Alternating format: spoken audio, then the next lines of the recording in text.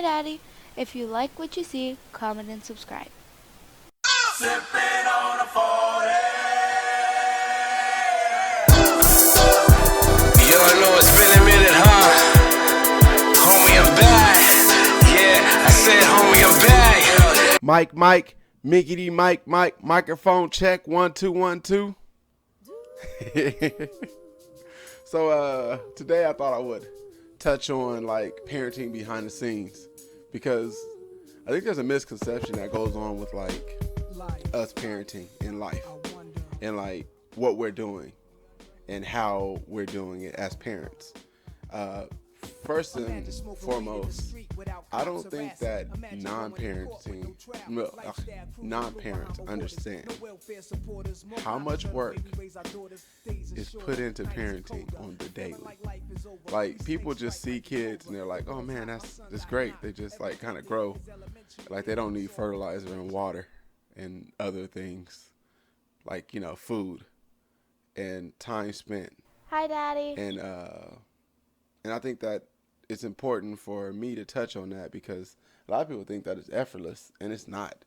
Like, I can't but begin to tell people like how much of a daily grind it is.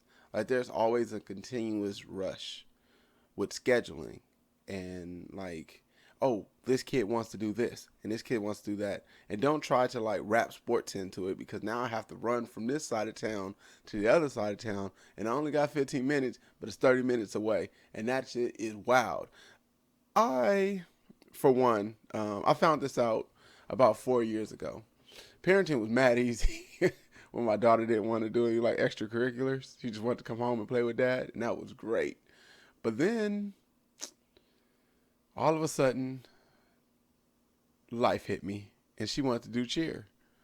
And I don't know if like people understand how crazy cheer can be, but let me walk you through it. So you have your cheer fees, right? Like, oh, this is how much you have to do to like register. Then you have okay, well, we have to do some type of fundraising, or you have to pay like $150 for this outfit. And that outfit does not include shoes, but all the kids have to have the same shoes. So you need to go get these shoes. Oh, there's a competition coming up. Now we have to pay for their outfits for the competition, because, she wanted to do dance too. So now you have to pay for dance and this. And there's just a continuous rush of like, okay, it's not just money and time dedicated. It's more like uh, a full-on track meet marathon. It's like, like people say, oh yeah, marathons take your pace. It's the opposite with kids. It's like if you had a fucked up ass marathon and you ran 40 laps, but you have to run all the laps under a minute.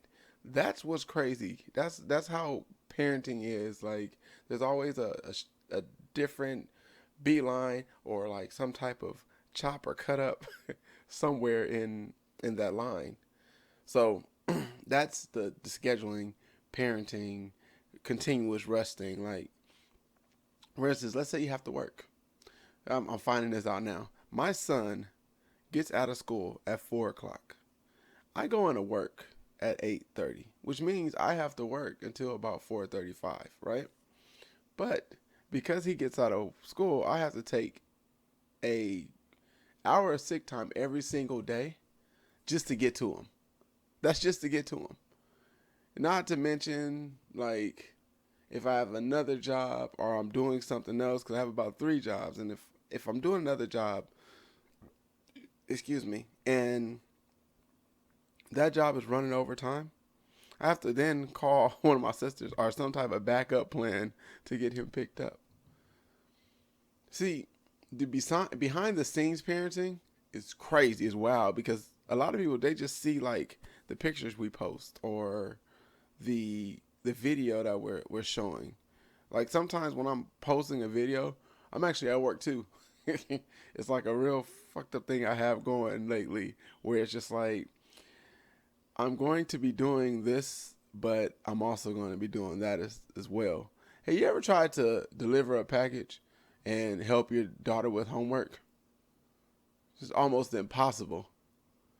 And I'm sitting there like, huh, this is crazy. Like, I didn't see all the torment my mom was going through in life. Like, you have to be their mental health advisor. And by what I mean by that is, when they're feeling down, you have to figure out first what's wrong, because kids are not really forthcoming with the information that you need. Like, I can't ask my daughter straight out, "Hey, what's wrong with you?" Because she won't tell me. I have to like feel. There's some fillers that I have to do. I have to make sure that she's ready to tell me, even though she might be crying at the time. And I'll say, "Why are you crying?" And she'll tell me I'm not crying and wipe tears away. Those are the things, like keeping your child's mental health leveled, to me is super important, because I think that I was off. Like, when I was young, when I was a child, my shit was catawampus. Like, I was never centered when it came to the amount of like pressure or stress that I felt, or anger that I felt, or sorrow. Like, I didn't really understand it. I was just sad a lot. And then when I got older, of course, like, the sadness that I felt during my childhood kind of tipped the scales, and there was like a really, really big, happy few years that I had, probably from like 10 to 19, 18, no, 17. And in those years, it kind of tipped the scales to level me back. But now, when I'm angry, or I'm happy, or I'm ready to fight, I'm always smiling. It's like it's weird, because I knew my mental health was off. There was so much shit that happened to me traumatically through my childhood, that it fucked up me as an adult. So I try to make sure, like, my heart is to make sure that my kids aren't going through that. So I'm sitting there and I'm trying to make sure that dad is always there whenever there's a crisis. Like, yo, like, what do you need, kid? Like, how much do you need, and how can I help in any way? And I don't think people understand or see that. I don't think people grasp the gravity of, like, how hard it is to keep your child's mental health healthy. Like, my daughter is a ball of emotions. My son, he's like a wrecking ball. So they're both balls, but they're different. And my daughter will be sad just one day out of the blue. And don't let it be something where it's about the other parent.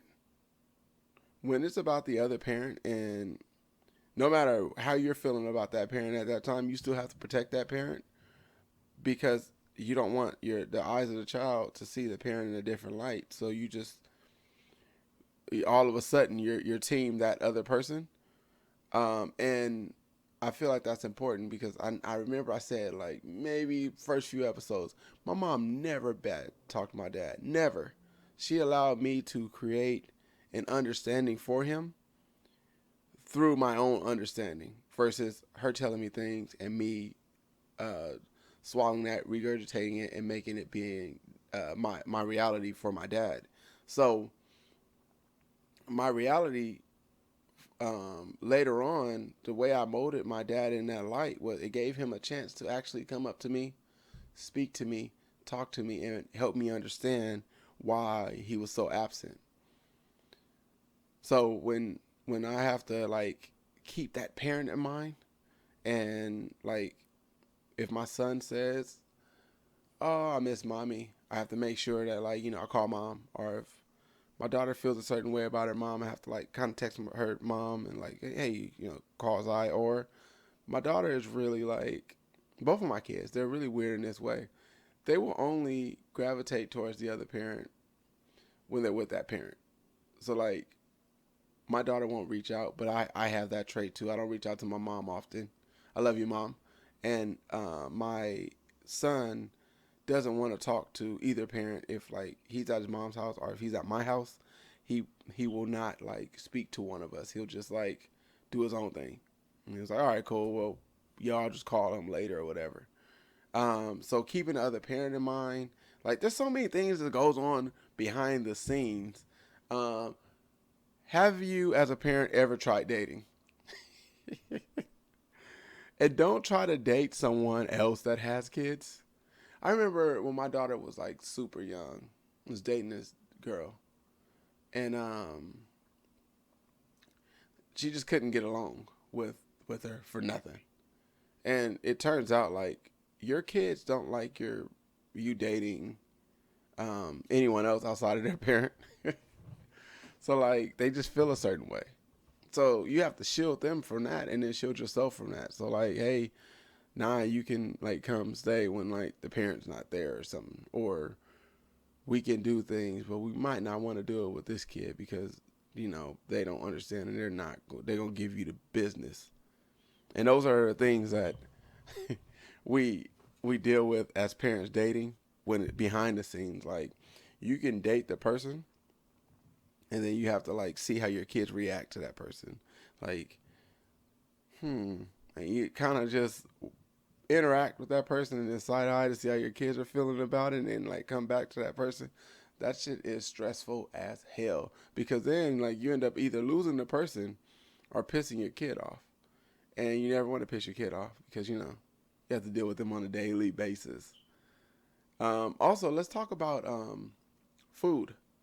My kids eat like, I don't even know how to explain it, like insects in a fruit field. Or no, a bunch of rabbits ran into like a vegetable garden. And there was no one to tell them no or shoot them away. Excuse me, you end up with no vegetables. And that's like countless dollars as well.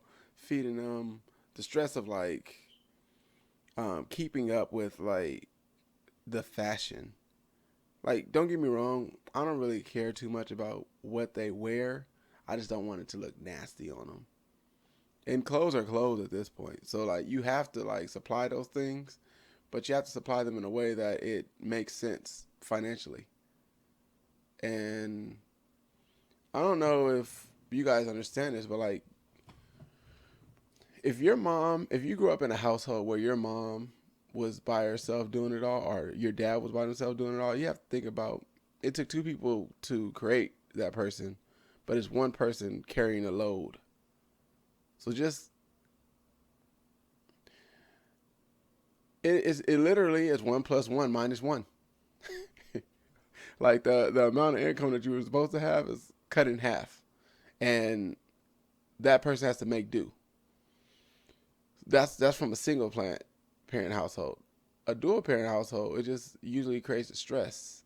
I know there's a lot of people out there that are in full on relationships, and they just the kid brings stress to the situation. Like you may have been in absolute love, and then a kid came and it's panic, and there's a fear of like not living up to it. Like I have a fear of not living up to my children's expectations. I have that fear because I don't want to fall short and then fuck up their lives. Because I really do believe that like your childhood molds you for the rest of your life. A lot of people will disagree with me, and they're in denial. And the reason why I say they're in denial is because if something happens to you in your childhood, you will remember that for the rest of your life if you're of age. Like, one of the reasons why I don't super duper punish my kids to a level in which I feel is unfit is because I went through that. Like, I would never have my kids stand in the corner for a year. That's wild. Like 365 days? Like, nah, I'm cool. And I just try to correct actions as they come. See, I'm a corrective parent. Like, I see something, nip it in the butt. Some people will let it build up, whoop them then, and then, like, it's too late. You have to, like, mold their mind. Like, soon I'm going to have to start talking to my daughter about, like, sex. And that's a weird topic. But it's going to have to happen. Like, you know, I am very aggressive if people know me. But I'm very, like, passive aggressive when it comes to my kids and, like, having to, like, milestones. Like, damn, I had to talk to you about your period. All right, yeah, I'm going to let your mom do that. And then, like, sex, like, I'm going to have to be that person to be like, yo, it's going to be some guys out there. They're going to throw you some curveballs. Make sure you're ready. And with my son, I'm gonna have to like tell him like, hey, son, there might be a time where some authority figures say some shit to you, and you're just gonna have to listen, regardless if you understand or you don't. Because if you don't, you might be dead in the street somewhere. And those are the things that parents go through behind the scenes. The understanding, the emotional impact, the daily grind, the fuck, what am I going to do tomorrow because I don't got it today? And this person is dependent on me, so I have to get it. There is no, oh, I can just let it slide. It's not like a bill where it's okay if the lights get cut off for a minute, because your kid can't get cut off for a hot second or in a moment time, just like that. It's all over and done with. You lose everything. You lose the kid. You lose the idea of like being the greatest parent in the world. You lose them for forever, and then they'll always remember that, and it'll be a bad blemish, because the developmental stage is what, from 5 up, no, till 5, where they learn different things easily, and then after that, you're just developing. You don't get into high school and then you start to form your own opinions and things like that. That's what's next for my daughter. And I don't want her to see a day where she feels like I don't love her or pay her enough attention. And the same thing with my son. Like, I don't want them, like, hugs is like a big thing. I didn't understand how much of a hug can do. Like, when we were growing up, my mom wasn't really that great of a hugger. She wasn't really she was too busy working. She had 4 kids and it was just her. She's too busy on the grind every day. And that's why I made a conscious decision that, man, maybe I should stop at 2. Because there'd be mad hugs through the day. Mad everything. Just love, affection, all these things. They all come into it's like a great, like, I guess, an emotional circle of life. If we want to bring Lion King references in there, it's like you literally have to make sure that they understand that in life things will come about and things will fuck up and things will not be as great as you want them to be. But as a parent behind the scenes, you have to make sure that they see those things, but they learn lessons from them, and you're guiding them to the next or the best possible scenario. Because I am probably the the greatest person I know at making lemonade out of fucking just sour ass lemons that fell off the tree. Put a little sweetness in there, like a bunch of Kool-Aid. Anyways, that's parenting behind the scenes. If y'all want to know anything, just go ahead and question under or whatever. But until then, y'all, I gotta get out here and raise these kids.